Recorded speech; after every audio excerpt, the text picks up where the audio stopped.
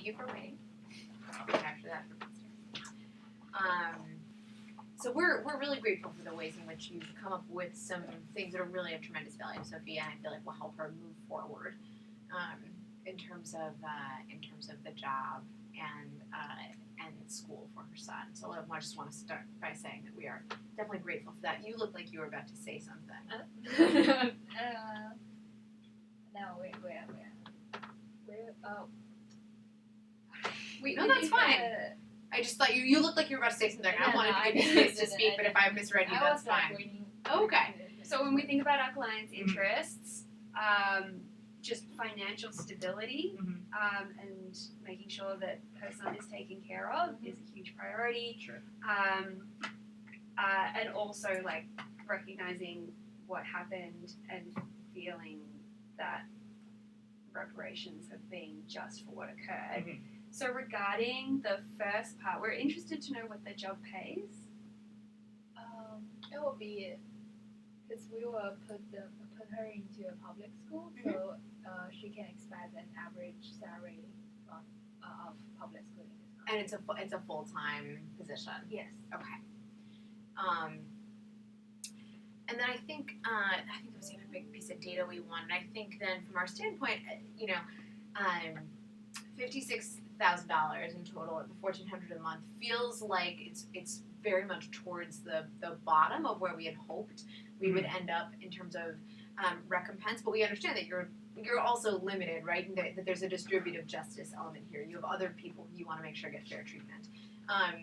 It sounds like you had been prepared to offer possibly $10,000 for her relocation. Mm-hmm. So we're wondering if that was money that was on the table, if there was a way to potentially improve, Sophia's feelings about getting sort of a fair recompense for losing the apartment for 4 years and sort of the emotional trauma of being displaced. If we could sort of use that $10,000 to help sort of give her a better total settlement for her apartment, but that wouldn't result in you guys coming away from the negotiation having given whole bunch more money than you had expected to give.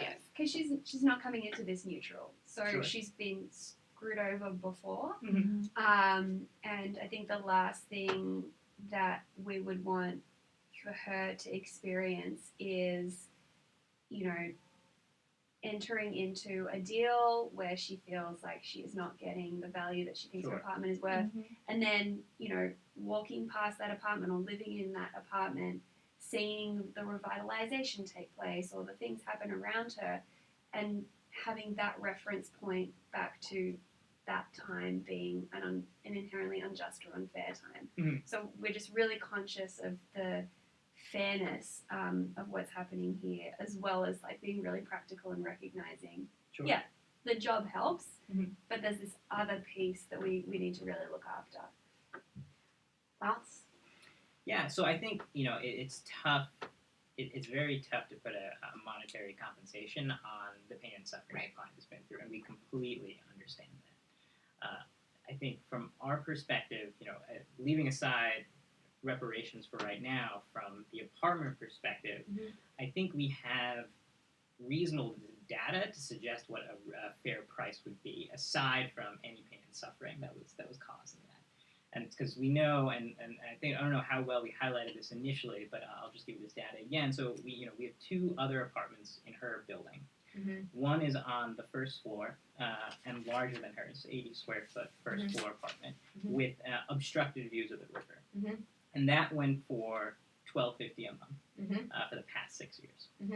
And then we have on the other side an apartment that's 2 floors higher. Panoramic views, newly renovated floor-to-ceiling windows that went for $1,450. So I think in terms of fair market compensation for her apartment, it's going to fall within those 2, probably closer to the former than the latter, given that hers wasn't newly renovated when we went in. Sorry, go ahead, finish. Yeah. So I think, and that's, and we can talk about, I think, the pain and suffering element of that, but I think in terms of fair market value for her apartment over the time we've used it, falls within that per month. I think that's I totally appreciate that we are coming into this with different information, but I think that that's what's hard about this, is that, like, the criteria that we have, are 1,600, and the criteria that we're, that even looking at the South Capitala, right, like $1,510 was the rent last year for that apartment. So I think in some ways it's just going to be hard for us Sure. to agree on a fair market value.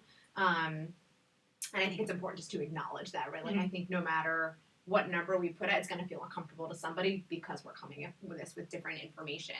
If the average of those things, you have 1250 to 1450, right? So, like, let's say 1350 splits the middle-ish of those values. And then what we have is, for the last, let's say, 2 years, in South Capitala for the same as 13 to 1510, or 1550 to 1780 for North Capitala, right? Again, appreciating that she's closer to North Capitala, although you're talking about buildings. And that's definitely Sophia's perception of the value. Right. Of her So home. I think that's where we're struggling to say that, like, 1400 is for sure a completely fair market value. Right, and I'm not saying it's completely fair market Yeah. value. What I'm saying is, the data that it seems like you're drawing from, Mhm. and correct me if I'm wrong, but the data it seems like you're drawing from is generalized data for all of North Capitala and all of South Capitala for that, whereas the data we're drawing from is specifically for her building and the rents that were happening for the last 5 years. So we, let's see. I mean, we have examples from around and in the building that are more favorable than that. Right. Sure, yeah, we'd love to hear it. Yeah, so we have a 72 square meter apartment on the second floor of a building right next door, that was $1,600 a month for the past 6 years with an obstructive view of the river. But not her building. Not her building. And then in her building, we have the 80 square meter penthouse. So obviously, like, that's a penthouse that Sure. that is unobstructed views in the entire city. But that was $2,150 a month. So huge range within her building, which Sure. makes, again, these generalizations sort of hard to Right. make. And I guess what I'm saying is maybe does it make sense to set aside this issue of the rent, since it's so hard to come to a conclusion, and say, okay, like, let's say we said $56,000 was the rent that would be potentially acceptable. What would then Sorry, $56,000 is your $1,400 a Okay. month? Let's say we accepted that, recognizing that potentially comes with a sense of being devalued to Sophia. Like, what can you offer us? Is there anything else you can offer us? Could you say, like, the 10K that you had offered as relocation? Is it possible that we could take that money that is not taking anything more away from your sort of pot than you had expected, but allows us to come back to Sophia and say, listen, here's, the government was willing to be flexible, and here's what they're willing to offer you in Yeah, I addition. think we can absolutely offer that. So that money was the money we would, because we would feel that if she was going to move back in that same apartment, we would undo the renovations that we did, Mhm. especially the sort of boarding up her windows, and that would come out to that amount of money. And we would do, if she wanted to move in, we would take that cost upon ourselves. If she wants that money as sort of a lump sum, I think that's completely reasonable. But you would not consider debricking the apartment in that case? That would be in lieu of debricking the apartment. Okay. And can you tell me why?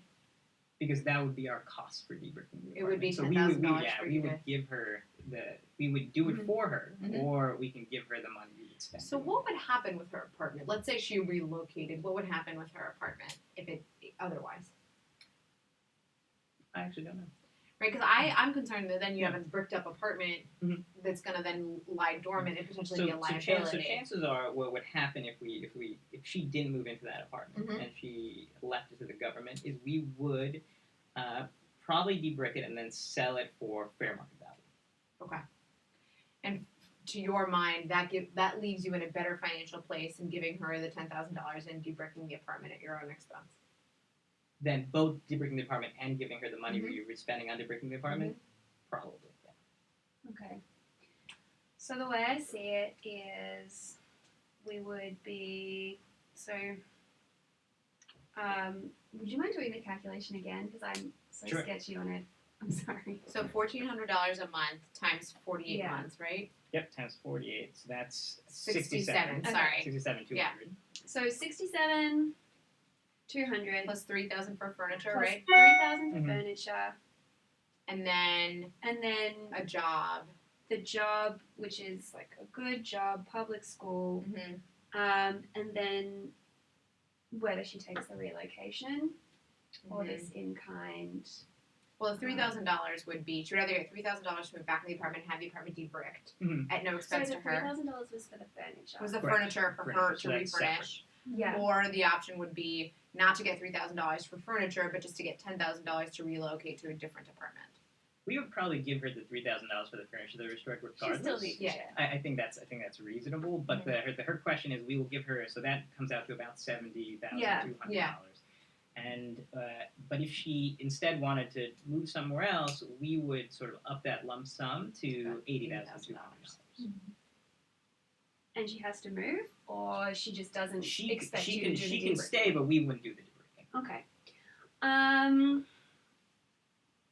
Weighing these things up, and that you've been so, like, you've recognized part of these interests with the job and the public school, and then adding this all up,